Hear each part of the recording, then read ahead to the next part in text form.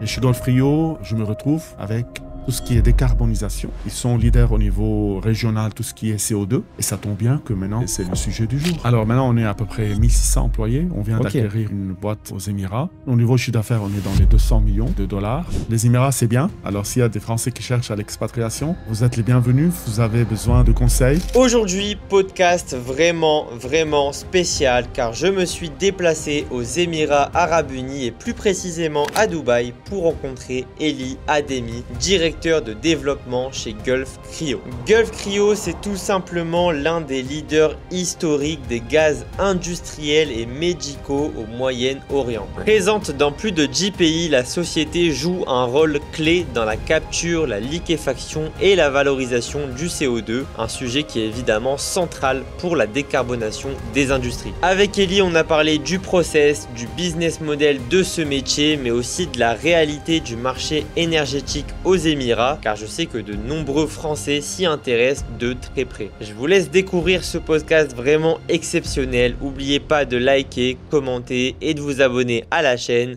C'est parti. Eli, comment ça va? Ça va bien. Ouais. Welcome to Dubai.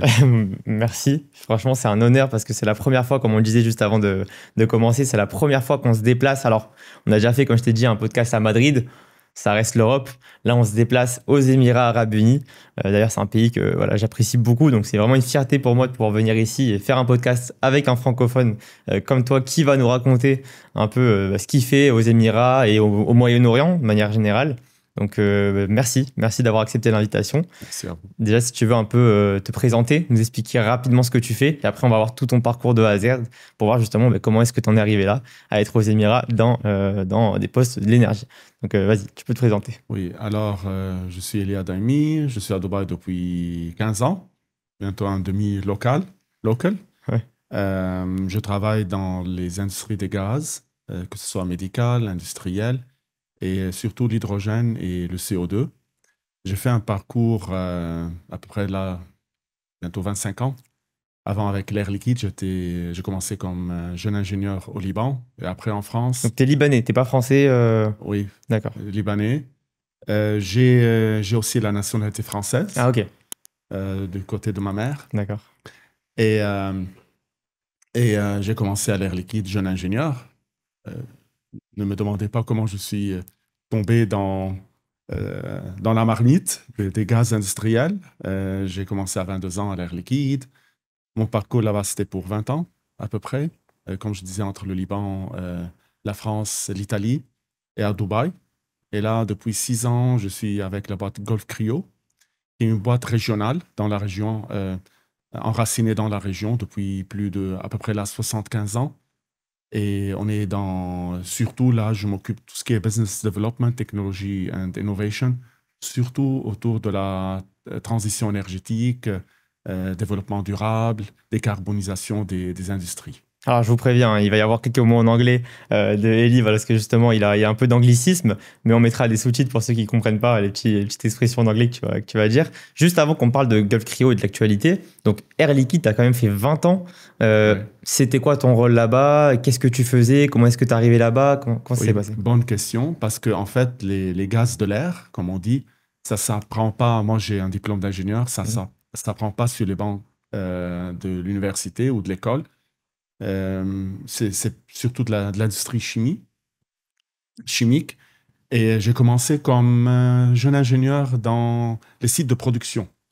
Et ça, c'est important qu'on commence pleinement dedans, dans tout ce qui est faire la maintenance des compresseurs, tout ce qui est safety, c'est au niveau industrial gas safety, que ce soit l'oxygène, parce qu'on traite aussi des gaz inertes, des gaz toxiques, des gaz qui traitent la vie, mais qui entretiennent la vie, d'autres qui ne soutiennent pas la vie, comment dire. Ça, c'est important. Après, je suis passé dans le médical, tout ce que vous connaissez dans l'oxygène médical, les hôpitaux, les gaz anesthésie et autres. Parce que le Liban, ce temps-là, il était en pleine reconstruction après la guerre civile et il y avait plein de travail. C'était début des années 2000. Et après, je suis passé dans l'industriel, tout ce qui est soudage, coupage, traitement d'eau, Et c'est là où je commençais un peu à entrer dans le monde des gaz industriels. Et après, je suis passé en Europe, entre autres 5 ans en Italie. C'était pas prévu. Vraiment, la vie, ça cache beaucoup d'imprévus. J'ai passé 5 ans en Italie, tout ce qui est technologie, dans plusieurs secteurs industriels, que ce soit l'agroalimentaire, le vin, l'huile d'olive. Ça tombe bien que l'Italie, c'est bien pour la gastronomie. Mhm. Aussi l'électronique, industrie chimique. Et après, l'Air Liquide, ils ont fait une expansion géographique pour les pays du Golfe, du Moyen-Orient. Et mon ancien mentor, il m'a rappelé et dit, je reçois un coup d'appel, il dit, si vous voulez venir à Dubaï. J'ai jamais pensé venir dans le pays du Golfe. Je dis, bon, je passe 3 ans, c'est bon pour la carrière. Et après, je repars pour l'Europe. Et là, ça fait 15 ans et voilà. Incroyable, incroyable. Alors, la vie, on va parler évidemment du travail, mais la vie aux Émirats, parce que donc tu arrives là, tu étais au Liban, tu es passé par l'Italie, un peu la France, tu arrives aux Émirats, c'est pas les Émirats de 2025, c'est les Émirats de début 2000, 2009. 2009. Ah oui. Donc Ça, c'est quand même il y a quelques temps. C'est pas la même chose, j'imagine, c'était pas la même ville. Comment non, ça se passe la vie quand tu arrives là? ça- effectivement, ça a beaucoup changé. Il y avait moins d'embouteillages. Et on peut voir aussi, c'est vraiment un pays si ouvert qu'il y a des vagues de nationalités qui arrivent. On peut dire les malheurs des uns fait le bonheur des autres. Il y a eu la guerre d'Ukraine, par exemple, là. Ouais. Il y a eu beaucoup de pays, soit d'Ukraine ou des Russes Bien sûr, bien aussi, sûr. qui sont venus avant la guerre en Syrie. Maintenant, c'est les Chinois, parce qu'avec ce qui se passe en Chine, vraiment, les Émirats et Dubaï, c'est un pays d'opportunité. C'est un petit pays, mais c'est un pays qui est ouvert aux nouvelles idées, à l'entrepreneurship. Et maintenant, quand on parle de transition énergétique, peut-être on peut dire, oh, c'est un pays pétrolier. Mais au contraire, c'est vraiment... Et c'est un pays qui bouge. C'est un pays qui bouge. Ouais. Et quand tu arrives, il y a déjà cette notion un peu enfin, du gouvernement qui se dit, voilà, il faut quand même qu'on fasse attention à notre empreinte carbone et commencer à mettre des actions de transition énergétique, ou c'est pas encore vraiment le sujet à ce moment-là? Non, en fait, les Émirats, les gouverneurs de Dubaï, ils sont visionnaires. Hein. On peut pas. Ça a commencé l'ère du pétrole et de l'énergie fossile il y a plus de 100 ans, n'est-ce pas? Mm. Et maintenant, on est en plein changement. On parle, OK, de transition écologique, énergétique, climate change et tout ça. Mais on sait que ça ne va pas continuer pour un autre centenaire. Et c'est là qu'avec les énergies renouvelables, et quand on parle d'énergie mixte, on ne peut pas parler. Là, tout ce qui est énergie fossile, ça va rester. Mais il va y avoir ce blending d'énergie, que ce soit énergie renouvelable, l'hydrogène, synthetic fuel. Chaque type d'énergie va trouver son propre atout, ses propres atouts, son propre espace pour aller vers un avenir plus durable dans tout ça. Ok, ok, ok. Et donc, tu arrives en 2009. Donc, au début, c'est pas Gulf Cryo, c'est la branche de Air Liquide. Air Liquide. Ok, donc comment ça se passe, la découverte un peu de ce monde aux Émirats? Ce qui est intéressant quand j'ai atterri à Dubaï, au début, c'était juste Moyen-Orient, Afrique du Nord, avec un hub à Dubaï. Après, Moyen-Orient, Afrique du Nord et Sub-Sahara. Et après, ça a suivi aussi avec l'Inde. Alors, c'est vrai que c'est Dubaï, mais c'est vraiment un épicentre de toute cette géographie, avec toute cette diversité culturelle et économique, que ce soit aux Émirats même, où on compte plus de 140 nationalités, mais aussi faire ces voyages enrichissants, que ce soit dans l'Afrique du Nord francophone, que ce soit dans le Sub-Sahara, Afrique de l'Ouest francophone, Afrique de l'Est anglophone, Afrique du Sud, l'Inde. Ça a été vraiment enrichissant au niveau personnel qu'au niveau professionnel. Ok, alors justement, au niveau professionnel, c'est quoi ton rôle dès le début? Qu'est-ce que tu mets comme action? C'est quoi ton rôle en fait? Oui, en fait, c'était surtout au niveau, là quand je parle d'Air Liquide, j'étais en train de couvrir, et chaque géographie, elle a sa propre spécificité industrielle aussi. Parce que quand on parle d'Afrique du Sud, on parle des mines d'or ou mines d'argent. C'est le gold mining. Et quand on parle de l'Afrique de l'Ouest, c'est plutôt l'agriculture. Quand on parle de l'Afrique du Nord, le Maroc, c'est les énergies renouvelables. La Tunisie aussi, c'est la gastronomie. L'Égypte, c'est l'industrie un peu lourde, métallurgie, le glace, la verrerie, tout ce qui est recyclage. Les pays du Golfe, c'est tout ce qui est chimique et pétrochimique. Et l'Inde, c'est un peu de tout. L'industrie pharmaceutique. Alors, c'était cette diversité où je gérais le centre technique et technologique d'Air Liquide dans ces zones-là.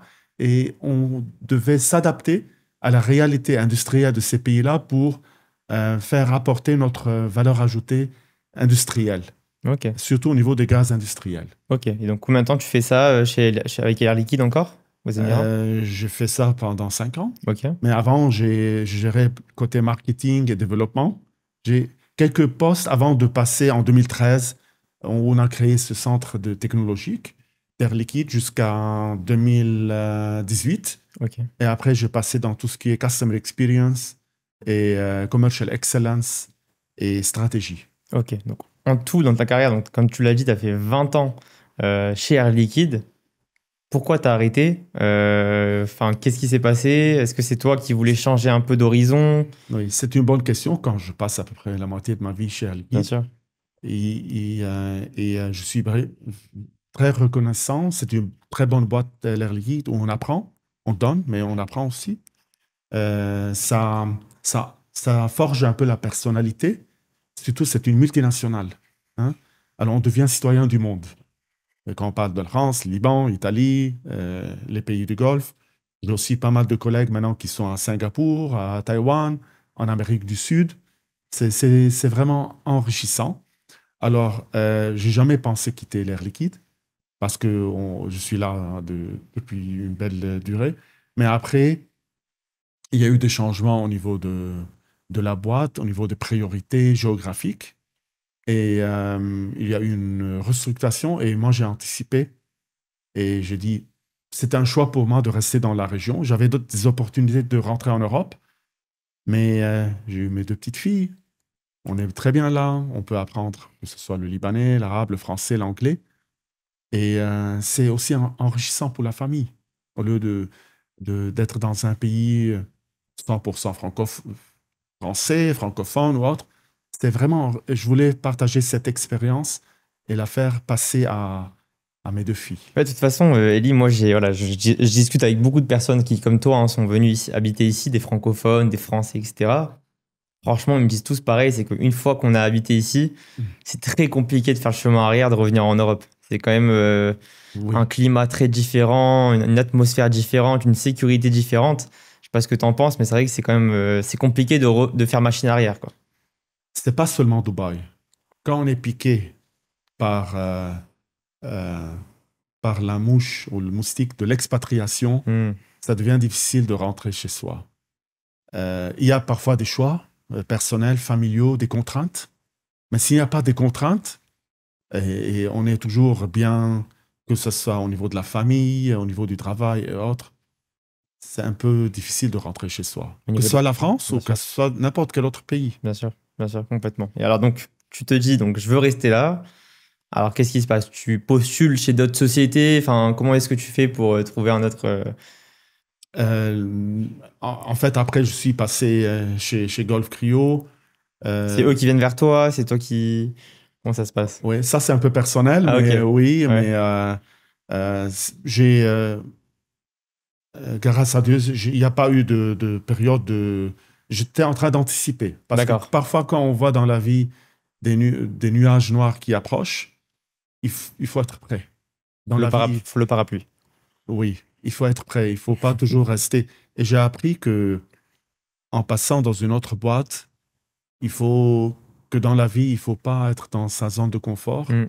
La vie nous réserve pas mal de belles choses et il ne faut pas capituler. Ça, c'est important. Là, quand je suis passé chez Golf Cryo, peut-être j'anticipe un peu les questions, mais c'est la traînée d'idées. C'est complètement différent parce que c'est une boîte familiale avec des stakeholders, avec le gouvernement de Bahreïn. C'est pas 100%, c'est une holding. Ok. Mais c'est une autre expérience aussi. Bien sûr. C'est une empreinte régionale, mais c'est plutôt dans la région là. Et c'est une boîte vraiment ouverte. Gofrio, ils n'ont pas leur propre technologie, mais ils sont vraiment ouverts aux idées nouvelles. Et c'est là où j'ai retrouvé mon espace. Parce que tout ce qui est technologie, euh, parfois on a des idées pionnières. Et c'est là où vraiment je retrouve un peu mon espace libre. Parce il faut aussi avoir son espace libre de créativité et d'innovation. Mhm. Et c'est là où je me trouve très bien. Ben justement, alors, explique-nous concrètement pour ceux qui ne comprennent pas, c'est quoi Gulf Cryo? Qu'est-ce qu'ils font concrètement dans la région? C'est quoi leur activité principale? Qu'est-ce qu'ils font? Alors, Gofrio, c'est similaire à l'air liquide. Ok. C'est aussi les gaz industriels. Mais chaque boîte, elle a son levier, ses points forts. Dans la région Gofrio, on est développeur et fast-moving company. Et surtout que dans cette période où tout ça bouillonne, ce n'est plus comme il y a 10 ans, où on fait une stratégie de 10 ans, de 5 ans. Déjà, c'est trop tard. Ça bouge très rapidement, hein. Surtout au niveau géopolitique. Il y a Trump, il y a maintenant, avec cette globalisation de l'économie, on doit être fast-moving. Et chez Golf Rio, je me retrouve avec tout ce qui est décarbonisation. Ils sont leaders au niveau régional, tout ce qui est CO2. Et ça tombe bien que maintenant, c'est le sujet du jour. Comment décarboniser, comment être plus vert. Et ça, on va... Je me retrouve, on marie on associe le business avec l'agréable parce qu'aussi, c'est quelque chose que j'apprécie très bien, tout ce qui est sustainability, transition énergétique et autres. Et depuis 2 ans, on s'est lancé dans l'hydrogène et ça se passe bien. Voilà. Ok. Donc justement, les activités de transition énergétique de Gulf Rio, donc c'est quoi concrètement? Tu m'as dit donc l'hydrogène, il y a de la capture de CO2 et justement Ouais, on va en parler. Donc ouais. c'est quoi les C'est une activités? bonne question et je t'en remercie, Ouais. Annie. En fait, c'est pas juste on prend la molécule CO2. Autour de la molécule CO2, il y a tout un écosystème. La chaîne de valeur, le value chain, que ce soit la capturation du CO2, la purification, la liquéfaction. Et après, cette molécule, on lui donne une nouvelle vie où on va faire le monetizing. On va créer de la valeur de ce CO2 qui maintenant c'est un peu persécuté. Moi, j'aime cette molécule parce que c'est une molécule si versatile qu'on peut en faire beaucoup de choses. Et même, on peut l'utiliser comme parfois pour le vaccin, on prend un petit peu du virus pour battre Bien sûr, le virus. le virus. Ouais, Avec le virus, le CO2, c'est la même chose. Et nous, on est dans le... Bon, c'est pas un virus, mais Ouais. on est dans le CCU, Carbon Capture and Utilization, où on va réutiliser le CO2 dans plein d'applications. Il va contribuer aussi à décarboner ces industries. Ça peut être tout ce qui est le Green Building Materials, ça veut dire tout ce qui est les matériaux de construction durables, où on va séquestrer le CO2 dans les briques de construction et on va utiliser moins de ciment parce que le ciment, ça contribue, c'est un très grand émetteur de l'industrie de cimenterie, c'est un grand émetteur de CO2. Ça peut être aussi dans la biomasse, conversion de CO2 en biomasse, conversion CO2 en minéraux, en produits chimiques. CO2, on appelle ça CO2 Derivated Chemicals. Dans tout ça, synthetic fuel. Alors, on peut parler pour des heures à propos de CO2. C'est pas juste, on prend le CCS et on prend des cavités géologiques souterraines et on l'emprisonne là-bas. Non. On peut construire autour du CO2 toute une économie carbone. Et on peut même créer des nouveaux jobs autour du CO2 dans tout ça. Ça, c'est au niveau du CO2, mais une fois le CO2 purifié, liquéfié, alors ça peut être du CO2 food grade, ça peut être du CO2 biogénique, parce que pour tout ce qui est synthetic fuel, il faut que le CO2, que ça ne dérive pas d'origine fossile. Hein? Et aussi, il faut transporter le CO2 du point A au point B, de la source d'émission ou de production au point d'utilisation. C'est là où, au niveau de Gulf Rio, on a investi massivement dans tout ce qui est supply chain et au niveau de la région.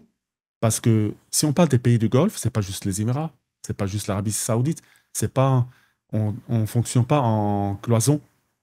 Il y a beaucoup d'osmose entre ces différents pays du Golfe, les GCC, right? C'est les 6 pays du Golfe, que ce soit le Koweït, le Qatar, Bahreïn, Oman, l'Arabie saoudite, bien sûr les Émirats. Et c'est là où on a plus de 200 citernes qui traversent les frontières chaque jour pour transporter le CO2 dans les différents coins géographiques de la péninsule arabe. Bien sûr. Alors, moi, ce qui m'intéresse, parce qu'il y a beaucoup de personnes qui vont être très intéressées, mais qui n'ont peut-être pas les notions techniques, et moi le premier, hein, donc, dans de la capture de CO2, donc, vous, en fait, vous allez voir des personnes qui émettent du CO2, Oui. vous allez leur dire, OK, nous, on va venir le récupérer et le purifier, le liquéfier, etc., l'amener à d'autres personnes. Déjà, c'est quoi le deal pour cette personne-là qui émet du CO2? Il va avoir une commission, vous allez lui racheter son CO2? Comment ça marche un peu le business? Oui, au niveau business model. Ouais, voilà. Côté technique, là, côté business model. En fait, pour l'ironie du sort, maintenant, il y a beaucoup d'industries polluantes qui frappent à notre porte chaque jour. Ce n'est plus nous qui faisons le first move pour aller voir, parce qu'il y a il y a l'embarras du choix. Ici, oui. Ici ou ailleurs. Il y a plein que ce soit les aciéries, que ce soit les waste to energy plants, que ce soit tout ce qui est incinérateur et autres. Et c'est là où, comme je disais, il y a l'embarras du choix. Il faut voir la source de CO2 qui soit le plus économiquement viable pour nous. Qu'est-ce que j'entends par ça? Ça veut dire que plus il y a des concentrations de CO2 élevées au niveau de la cheminée, plus c'est rentable pour nous. Parce qu'on fait un investissement pour récupérer plus de CO2. Alors, comment on fait? Jusqu'à présent, c'est un peu contradictoire, mais c'est nous qui payons pour avoir accès à ce déchet de CO2. C'est comme si on a à la bout de notre porte à la maison. Alors, d'habitude, on paye pour qu'on passe ramasser les déchets domestiques. Alors que là, nous en train de payer. Ouais. Bien sûr, les prix sont en train de se réduire. Ouais. Mais je pense qu'à court terme, c'est vraiment ces émetteurs qui vont venir et nous payer pour les débarrasser de leur CO2. Alors, quand on paye à la tonne de CO2 émis, nous, on paye à la tonne, et on a accès à cette cheminée-là, si on veut parler au niveau un peu plus au niveau du populaire, pour dire c'est ça. Et il nous passe un espace où on va mettre notre usine de récupération et de traitement de CO2. D'habitude, nous, on a besoin entre 10 et 20 ans d'accès à ça afin d'amortir nos investissements. Ah ouais, quand même. Et ça, pour l'émetteur, c'est la main du ciel. Ouais. Parce que c'est pas juste one deal for 1 year. C'est vraiment où il a âme et conscience tranquille que pour le 20 ans à venir, il y a un partenaire qui est là et qui va l'aider à se débarrasser de ses émissions de CO2. Bien sûr, quand on parle du cimenterie, l'émission annuelle, c'est entre 500 000 et 2 millions de tonnes de CO2. Nous, bien sûr, on ne peut pas trouver...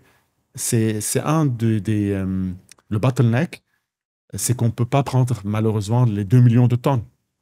C'est pour ça qu'on peut commencer avec 300 tonnes jour, et après, plus il y a une demande. C'est pour ça qu'on cherche aussi en continu à créer une économie ou un marché carboné pour utiliser le CO2, pour continuer à investir de plus en plus dans la capturation de CO2 pour trouver un marché pour ce CO2. Parce que malheureusement, il n'y a pas un marché illimité pour ce CO2, pour utiliser le CO2. C'est le seul point faible concernant la capturation de CO2 et de la réutilisation de CO2. Et c'est pour ça que le CCU, Carbon Capture Utilization, ce n'est pas la seule solution pour la transition énergétique ou la transition écologique pour ça. Ok. En France, on a une grosse émission de gaz à effet de serre par rapport aux bâtiments. Hein, les bâtiments, on consomme beaucoup. Donc l'État, et même pour tout ce qui est particulier, hein, pour les maisons des particuliers, il y a une pression du gouvernement français pour que les particuliers ou les propriétaires de bâtiments puissent faire des travaux de rénovation énergétique, puissent réduire leur émission de gaz à effet de serre. Est-ce que ici aux Émirats, on a aussi une pression du gouvernement par rapport à des lois, des réglementations qui incitent justement les sociétés chez qui vous allez chercher par exemple le CO2, qui leur obligent un peu à réduire leur consommation, leur émission ou pas du tout? Ça commence. Ça commence parce que c'est pas évident dans les pays du Golfe qui ont leur GDP au niveau, c'est des économies fossiles. Il ne faut pas oublier ça. Ouais. Et ça, c'est important que ça prend un peu de temps, mais une fois de plus, puisqu'il y a cette ouverture, ce mindset au niveau technologie, parce que ce n'est pas seulement au niveau du gouvernement, parce qu'aussi, il faut, au niveau de ces industries qui émettent le CO2, comme je disais, ce n'est pas facile à dire que c'est bon, on installe notre usine de capturation de CO2 et on commence à capturer le CO2. Si on prend une cimenterie, là où on a à peu près 15%, entre 11 et 15% de concentration de CO2, c'est challenging au niveau technologique pour trouver la bonne technologie économiquement viable. Techniquement, c'est faisable, mais économiquement, c'est pour ça que maintenant aussi, on est au niveau de transition technologique de la capturation carbone. Parce que quand Gulf Rio, ils ont commencé la capturation CO2 il y a maintenant 12 ans, personne ne parlait de décarbonisation. C'était plutôt purement au niveau monetizing pour tout ce qui est boissons gazeuses, eau gazeuse, agriculture, c'est tout ce qui est application conventionnelle du CO2.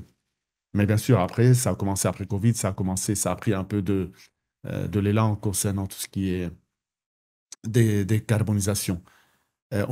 Pour revenir à votre question, au niveau du gouvernement, il y a déjà en place des guidelines, mais il n'y a pas encore comment dire, le bâton. Hein, on dit carrot and stick. Il n'y a pas encore ça au niveau carbon tax, carbon mechanism et tout ça. Il y a les guidelines, mais il n'y a pas encore l'imposition. Ils ne peuvent pas imposer. Il n'y a pas... They do not impose. Il n'y a pas d'obligation de l'État. D'obligation d'État.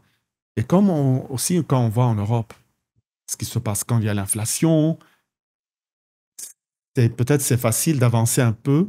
C'est difficile d'avancer, mais malheureusement, c'est facile de faire des reculons aussi. Quand il y a la crise économique, comme on voit en Europe, en Allemagne avec la crise énergétique avec la Russie, quand ils ont coupé le Nord Stream, ils sont en train de réouvrir les mines de charbon. Parce qu'ils n'ont pas le nucléaire, mais ils ont le charbon. Mais en même temps, ils ont des parcs éoliens. C'est vraiment challenging. Comment vraiment? Parce que money talks. D'habitude, alors, tout le monde veut que ça soit la transition, mais le main driver, c'est l'économie. S'il y a des difficultés économiques, s'il n'y a pas des contraintes, ça va venir, mais c'est pas... quand on parle de l'atmosphère de la Terre, ces émissions de CO2, que ce soit en Chine, c'est le même CO2 qui va migrer vers la France. Alors, ce n'est pas un commitment vraiment local. Il faut que ce soit vraiment au niveau mondial. Et maintenant, quand on parle des plus gros émetteurs, c'est les J7, J8, n'est-ce pas? Ça peut être l'Inde, ça peut être le Brésil, la France. C'est vraiment ces pays-là qui, au niveau des émissions, les États-Unis, c'est le mode de vie. C'est pas seulement au niveau vraiment comment capturer le CO2 et c'est fini. Et on a résolu le problème du réchauffement climatique. C'est pour ça que vraiment, là, le mois prochain, il y a le COP30, n'est-ce pas? Il y a le COP29 en Azerbaïdjan. J'ai y été l'année passée. COP28, c'était aux Émirats. C'est bien que tous les chefs d'État se mettent ensemble, qu'ils mettent des commitments. On appelle ça les National les NDC, parce que chaque pays a ses targets, ses cibles au niveau de transition énergétique. Mais ça prend du temps. Et à chaque fois, ces 5 années, on les pousse. Il y a plein de facteurs. C'est pas évident, c'est complexe, que ce soit au niveau réglementation, que ce soit au niveau technologique, que ce soit au niveau des industries, c'est des gouvernements. C'est vraiment... c'est complexe, mais ça va venir. Ok. Alors, encore une fois, pour revenir sur la capturation de CO2, parce que c'est un sujet qui est super intéressant et c'est pas tous les jours qu'on va avoir l'occasion d'avoir des professionnels comme toi qui vont pouvoir bien nous expliquer. On dit, donc, on prend le CO2, on le purifie, on le liquéfie, mais enfin, ça paraît facile comme ça. Mais comment est-ce qu'on fait ça, en fait? C'est quoi de la purification de CO2?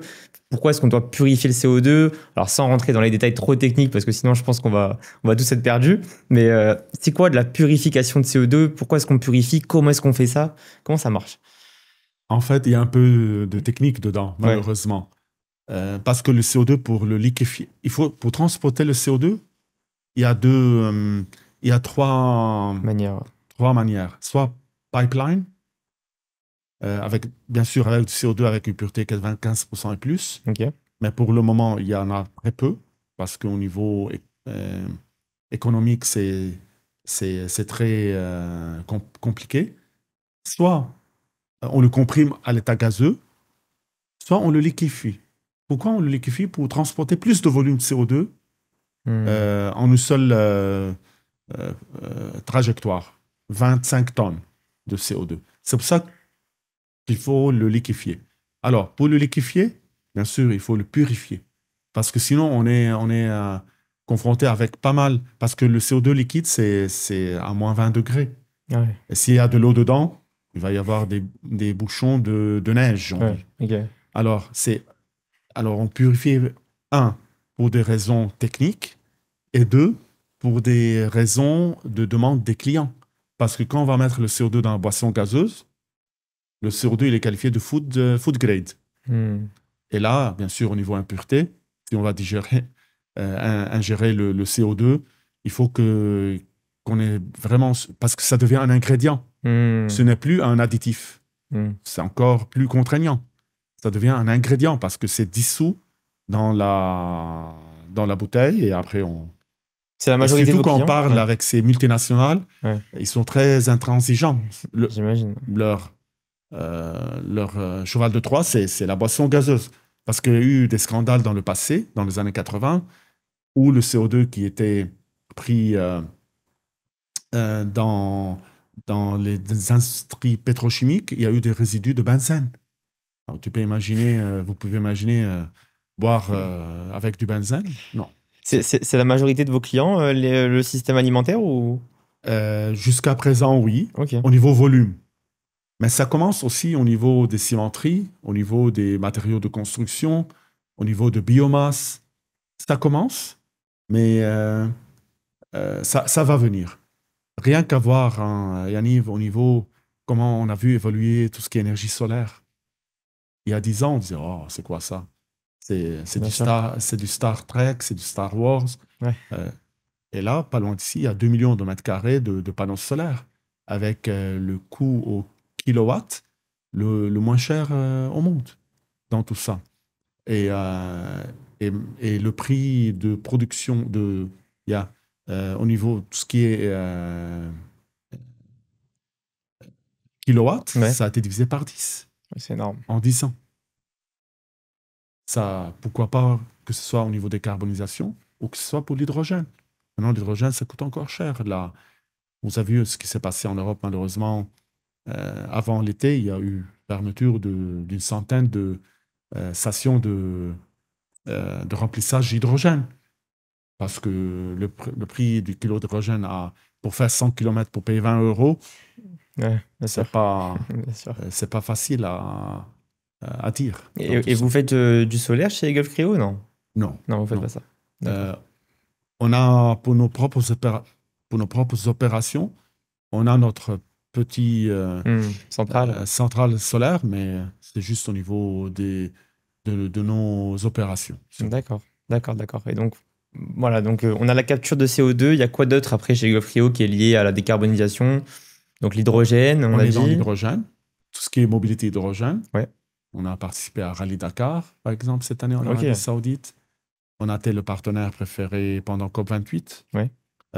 Pour tout ce qui est... Parce que nous, on a nos sites de production d'hydrogène aussi. Aussi mobility grade, parce que ça, une fois de plus, il faut que l'hydrogène soit purifié, qu'il soit compatible au fuel cell, dans tout ça. Ça commence, c'est un peu au ralenti, mais on y croit. Tout ce qui est mobilité hydrogène, on y croit. Et on est en train aussi de faire parvenir dans la région, à vous dire que nous, on est technologie agnostique, on n'a pas nos propres technologies. One of my scope, c'est de faire parvenir dans la région des partenaires technologiques. Là, on travaille avec une boîte canadienne. On parle de transition mobilité. On parle de transition énergétique, transition écologique, mais aussi, pourquoi pas, au niveau mobilité hydrogène, avoir la transition mobilité. Et qu'est-ce que j'entends par ça? C'est qu'au lieu de passer de 0 à 100 avec des voitures à 100% hydrogène ou des camions à 100% hydrogène, pourquoi pas, qu'est-ce qu'on va faire avec les centaines de milliers de véhicules ou de camions qui sont au diesel? Surtout que pour la durée de vie de ces camions, c'est 25 ans, 30 ans. Bon, alors, on a apporté dans la région une boîte canadienne où on fait un mélange hydrogène-diesel.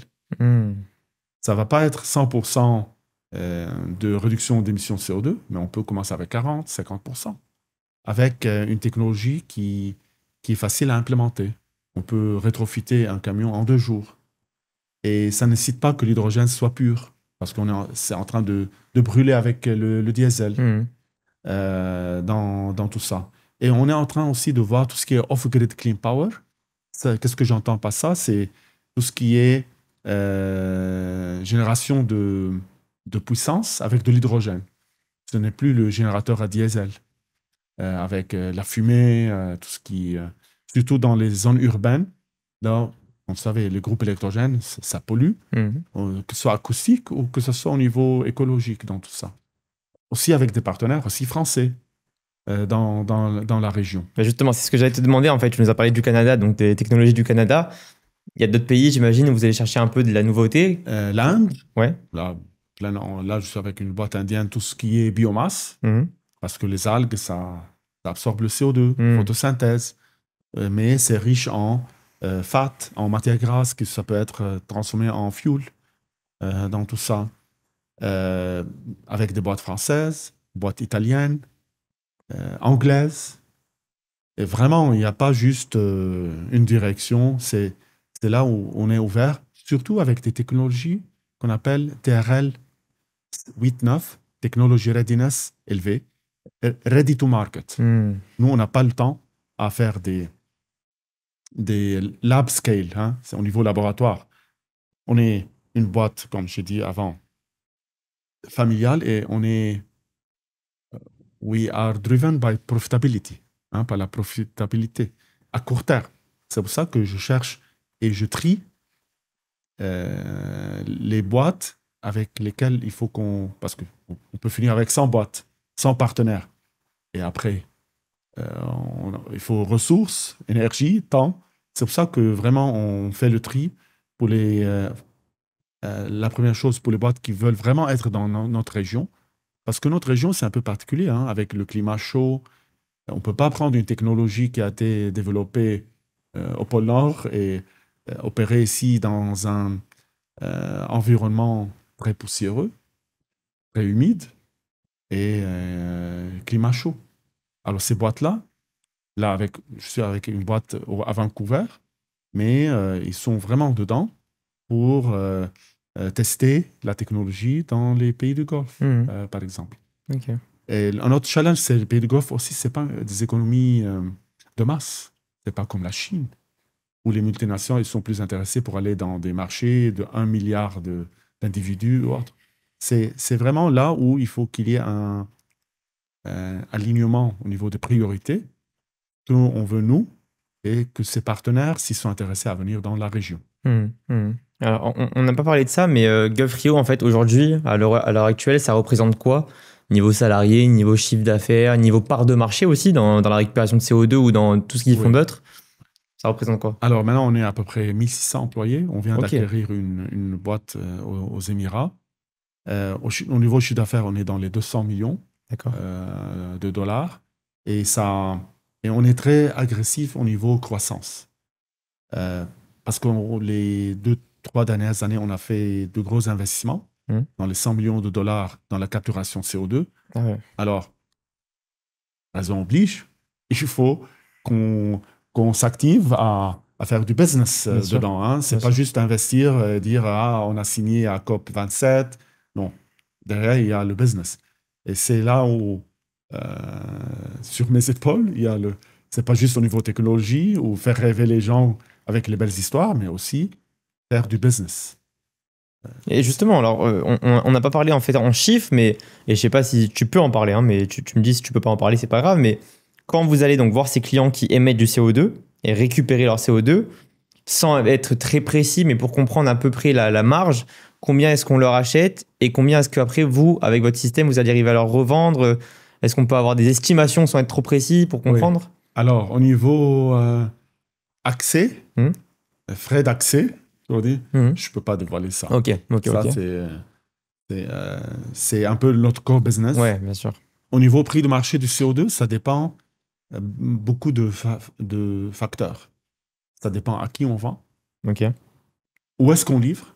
Parce que si c'est à 1000 km, parce que d'ici jusqu'à même la Cisjordanie, on livre le CO2. Il y a une boîte de boissons gazeuses en Cisjordanie, on livre aussi le CO2 là-bas. Ok. L'Arabie Saoudite, Jordanie, et même pour quelque temps au Liban, ça a été. Ok. Avec les boîtes Coca-Cola au Liban. En Israël, vous travaillez pas là-bas Non, pas un peu pour compliqué. le moment. Ouais, ok. Ouais, c'est un peu géopolitique. Je préfère ne pas en parler pour le moment. Ouais. Alors, il y a le coût de transport, il y a le coût de liquéfaction, purification, et ça dépend du client. Si un client, par exemple, les dessalements eau de mer, c'est un de nos plus gros clients, que ce soit Engie, Veolia, Suez, Acciona, des boîtes Aquapower. Ça dépend des volumes. Là, si on livre 30 tonnes par jour, c'est des camions qui font des va-et-vient chaque jour, c'est pas le même prix que si on livre un petit client. Alors, au niveau prix, ça varie beaucoup. Et le CO2, c'est saisonnier. Vous sachiez ou pas. En été, tout ce qui est boissons gazeuses, ça augmente la demande pour tout ce qui est boissons gazeuses de à peu près 25%. Pourquoi? Parce qu'il fait un peu plus chaud. Ah, ok. Ici, il fait toujours chaud. Mais étrangement, l'été, même en Europe, quand j'étais à l'Air Liquide, toujours il y avait la pénurie de CO2 en été pour 2 raisons. En Europe, c'était surtout au niveau source de CO2. Ouais. Parce qu'en été, la plupart des émetteurs de CO2, ils font la maintenance. Alors, le mois d'août, il y a un arrêt de ces pollueurs pendant 2 semaines.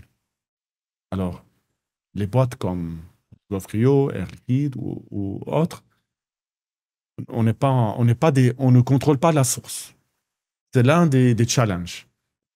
Et dans la région ici, il y a une augmentation de consommation des boissons gazeuses en été parce que, aussi, c'est des pays musulmans et on ne peut pas se rassasier facilement à chaque bout de rue avec une bonne bière. Bien sûr. Alors, c'est là où c'est surtout au niveau des boissons gazeuses. Ok. Et ça tombe vraiment en été. Toujours, nous, le mois de juin, on fait un plan d'urgence anticipé. S'il y a arrêt pour maintenance des sources CO2 et aussi pour privilégier les clients.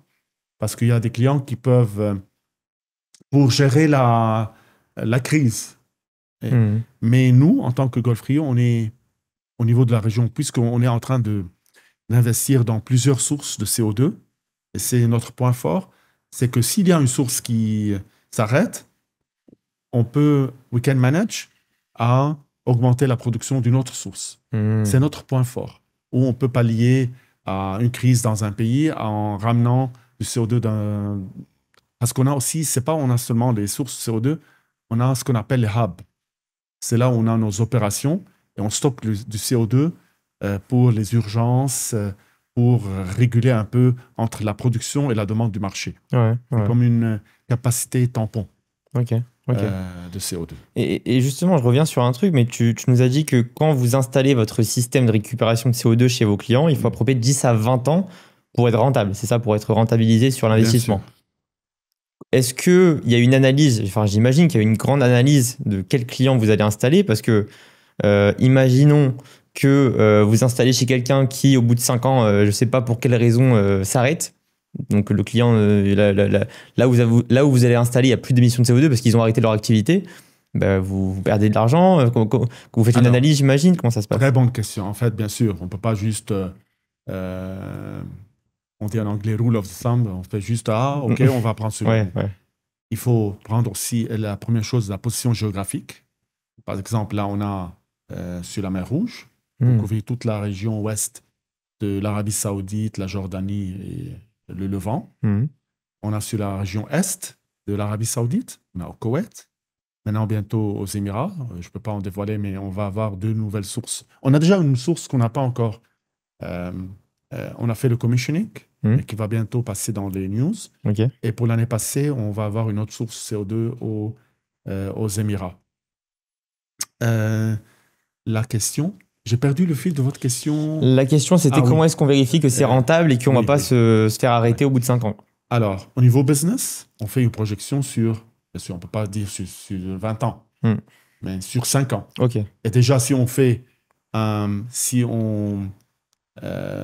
bitume les 5 premières années, et ça s'avère que notre stratégie, elle est bonne, alors la trajectoire pour les 5 ans à suivre après ou les 10 ans, on est sur la bonne trajectoire. Ok. On prend 3 choses en cause. Il y a la croissance organique des clients qu'on a déjà, depuis pas mal de temps. On sait que ça peut croître, cette croissance organique, 5% par an. Self-maintained. Il y a aussi la croissance au niveau des industries, parce que le CO2, ça touche à plusieurs industries. Mais c'est surtout au niveau, par exemple, traitement d'eau. Ouais. Quand on parle de dessalement de mer, Ouais. c'est comme l'oxygène qu'on respire. On sait qu'il y a une croissance démographique, et ça va suivre avec une croissance de consommation d'eau. Ça, c'est facile à prévoir. Et ça, on va pas dire que on va fermer à clé une station de dessalement eau de mer. Les boissons gazeuses, c'est la même chose. Et c'est là où il y a, pour le moment, les grosses consommations et la croissance organique. Et il y a aussi de nouveaux projets. C'est là où il y a aussi un palier en plus qu'on rajoute avec les nouveaux projets. Autre chose, c'est aussi ces nouveaux marchés dont je viens de citer, tout ce qui est transition énergétique, synthetic fuel. Mais bien sûr, sur ces projets-là, on est un peu méfiant. Mais on dit que, bon, si on prévoit une croissance de 10%, on va être un peu conservatif. Et on va dire qu'on va prendre de ça 2%, 3% dans ça. Voilà. Mais bien sûr, dans chaque business, il y a un risque quelque part. Bien sûr. Mais avec le CO2, parce que le CO2, il y a la glace sèche pour le transport, et en plus aussi développer de nouvelles applications CO2 avec des marchés existants. Et c'est là le rôle de nos équipes au niveau ingénieur application. Ce n'est pas les nouvelles technologies, mais passer vers de nouveaux horizons, les marchés ici qui ne sont pas encore mûrs ou matures. Au niveau, par exemple, ce qui a été développé en Europe il y a 10 ans, 15 ans, ça n'a pas encore été développé ici. Et c'est là où on cherche ce qui a été réussi dans d'autres géographies pour le passer dans la région. Alors, nouveaux marchés, nouvelles applications, croissance organique. C'est sur ces 3 piliers où on construit nos stratégies. Bah, c'est intéressant ce que tu dis parce que moi j'ai fait un post il y a 2 semaines pour annoncer que j'allais venir aux Émirats justement pour voir un peu qui était dans la région et pour faire un peu des rencontres. Et j'ai eu beaucoup de personnes françaises qui sont pas aux Émirats, hein, mais qui m'ont envoyé en message privé, Yaniv, franchement, tiens-nous au courant un peu comment est le marché là-bas, est-ce qu'il y a des points d'entrée, etc. Il y a beaucoup de Français qui ont une super expertise.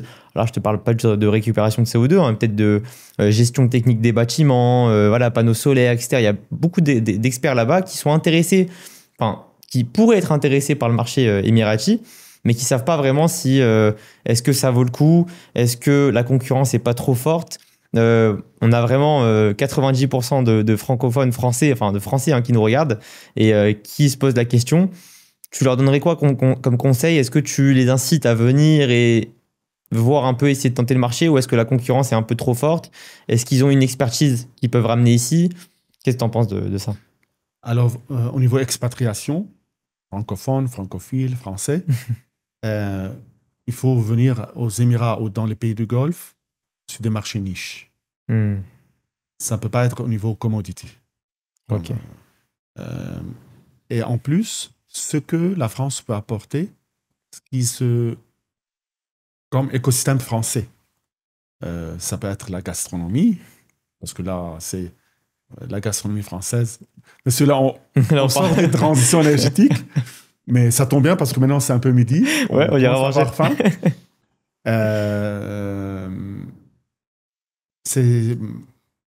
C'est surtout ça. Mais en fait, je veux dire, est-ce que les Émirats, ils cherchent cette expertise française? Je crois qu'ils y sont un peu friands de tout ça quand même. Oui, mais par exemple, là, une fois de plus, si on parle des autres industries, ouais. La France, ça excelle.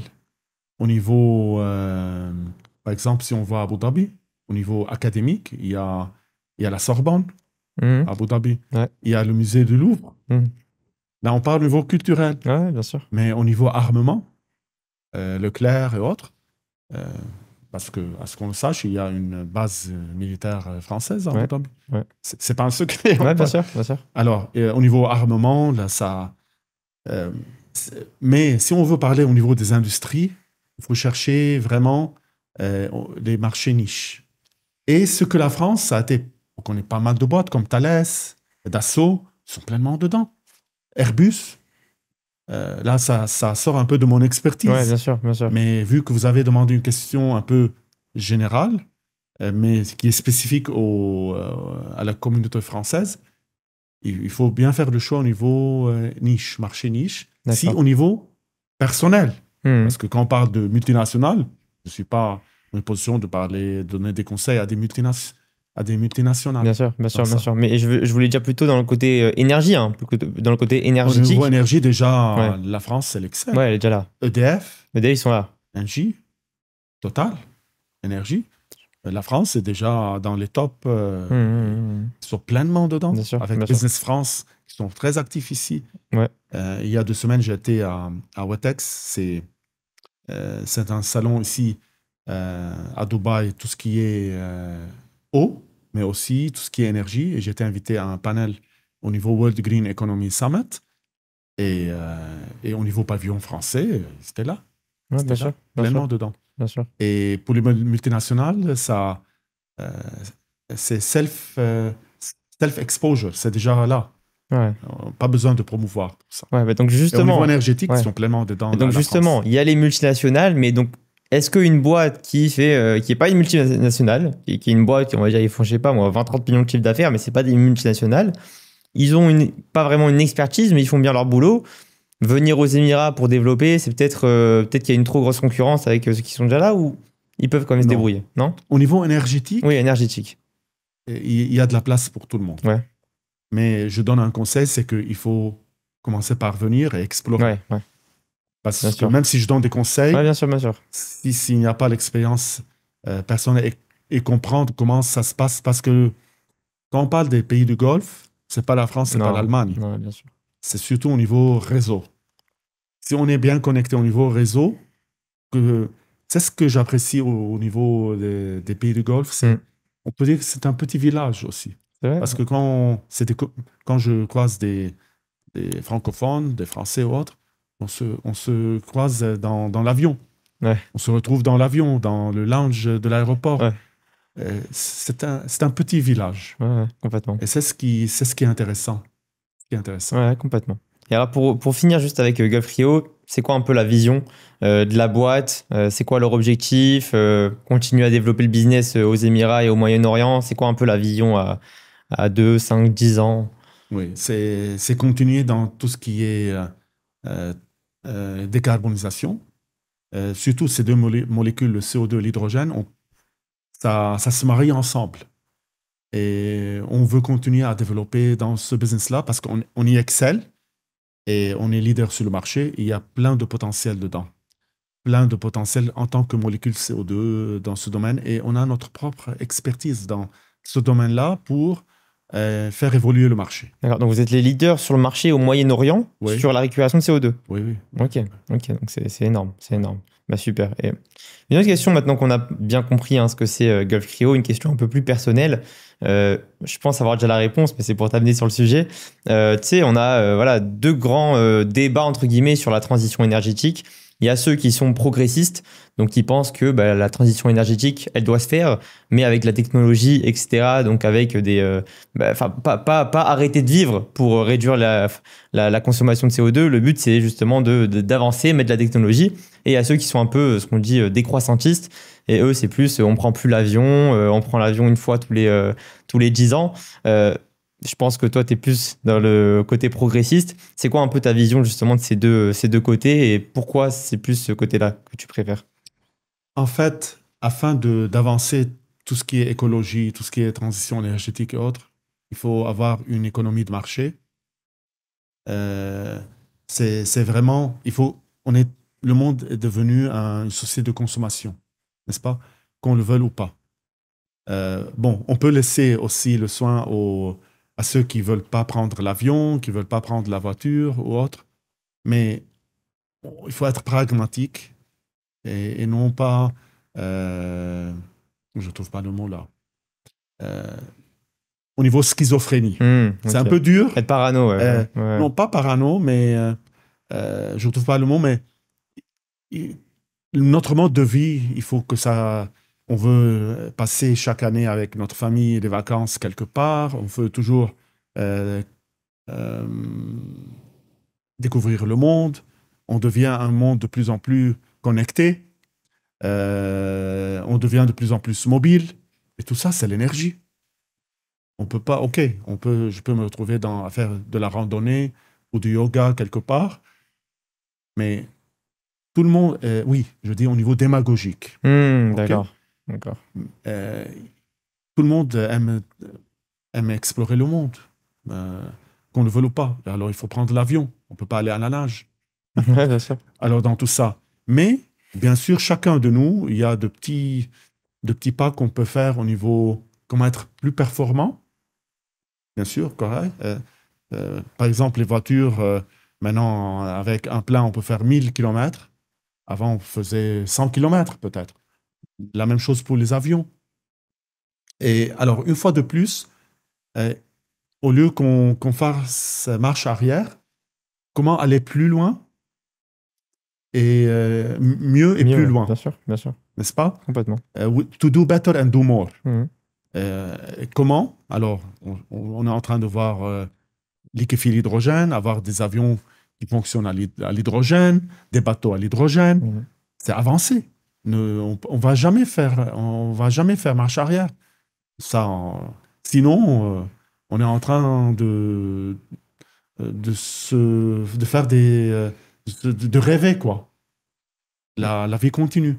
Et les gens, de plus en plus, on va être de plus en plus dans les villes, urbains.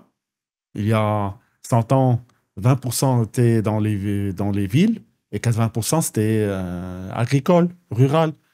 On sait que en 2050, 70% des gens vont vivre dans les espaces urbains. Et ça, c'est de l'énergie. Bien sûr. Non, mais t'as dit le mot, t'as dit on est en train de rêver, et complètement, parce que je crois que dans l'histoire de l'humanité, c'est jamais arrivé qu'on revienne en arrière. L'humanité ne fait que avancer. Donc, comme tu l'as dit, il faut juste mieux avancer. Ouais. Et plus performant. Exactement, complètement. Trop bien. Et alors, pour finir un peu de ton côté plus personnel, Toi, tu vas rester aux Émirats, tu te sens bien ici? Pour le moment, oui. Ouais. Déjà 15 ans. Tu voyages beaucoup, hein, tu m'as dit. Tu Ouais. voyages beaucoup. Ouais, oui. Ça va, t'arrives. C'est quoi? T'as beaucoup j'imagine, de présentations en Europe de ce que vous faites? Comment... Là, je voyage demain. Ouais. En Allemagne, il y a un salon de l'hydrogène Ouais. et la capture CO2. Dans la région ici, on couvre les pays du Golfe. On est dans 10 pays. Je voyage fréquemment. Mais les Émirats, c'est bien. Alors, s'il y a des Français qui cherchent à l'expatriation, vous êtes les bienvenus. Vous avez besoin de conseils. En immobilier? Ça, oui, c'est un sujet. Oui, pourquoi pas? Pourquoi pas? C'est un pays sûr pour la famille et autres. Alors, j'invite tout le monde à venir découvrir les Émirats. Les Émirats, c'est un bon point de départ pour découvrir tout le Moyen-Orient. De toute façon, tu sais ce qu'on dit. Ouais. Habibi comme to Dubaï. Oui. Oui. Merci beaucoup, Elie. Franchement, on a fait le tour. Et c'était vraiment super au niveau de ton parcours. Franchement, super intéressant. Avec Gulf Rio et tout, etc. Franchement, super intéressant. Et je pense que ça va intéresser toutes les personnes qui nous regardent parce que c'est pas des sujets qu'on aborde souvent. Et c'est pas tous les jours qu'on est aux Émirats. C'est la première fois, justement. Donc, c'est super intéressant. Merci beaucoup, Elie, d'avoir été avec nous. Merci, Yaniv, aussi. Je me suis senti chez moi. Ah bah, tu es chez toi. Et en plus, j'aimerais bien aussi, et bon courage aussi, avoir des chaînes dédiées pour tout ce qui est transition énergétique, parce que ça devient un sujet, ça fait faciliter le monde à se connecter et à se connaître. Bien sûr. Parce que là, je suis aussi très curieux de revoir aussi vos autres interviews et connaître même ces personnes-là, parce qu'on partage les mêmes intérêts et la même passion, qui est tout ce qui est transition énergétique. Bah, complètement. Merci Et de toute façon, on mettra aussi le lien de... Tu me diras ce que tu veux mettre, qu'on mette en description de la vidéo. Peut-être on mettra ton LinkedIn, peut-être ton mail, ce que tu veux, etc. Pour les gens qui veulent le contacter. Pourquoi pas, si vous avez une idée d'un partenariat que vous souhaitez faire avec Gulf Rio ou avec Elie. On est là pour faire le business aussi. Voilà. Vous êtes les bienvenus. N'hésitez pas. Encore une fois, merci beaucoup, Elie, pour ton temps. Et comme on s'était dit au téléphone il y a quelques jours, peut-être qu'on ira même faire des visites sur les sites, etc. de récupération de CO2 pour voir à quoi ça ressemble. Avec plaisir. Ça peut être super intéressant. Donc ça, on verra. Merci beaucoup, Elie, encore une fois. Merci, On se dit à très bientôt sur Ila26 TV. Merci à tous d'avoir regardé la vidéo. C'était Yaniv.